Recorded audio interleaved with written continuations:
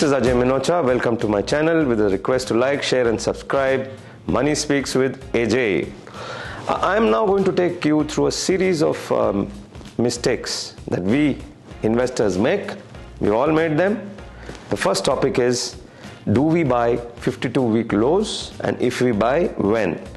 It all depends on what kind of market we are in. I'll give you an example of HDFC Life and Aurobindo Pharma, which made 52-week lows, but those lows coincided with the time that the market was itself making a, if not a 52-week low, at least a 200 DMA low.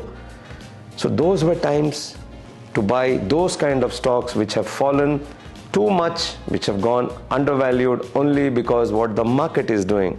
But today, when you have a raging bull market, a roaring bull market, which is struggling to break 19 on the downside, 18 is forgotten now. Why the hell do you want to even look at a 52-week low? Kanta maro, not interested.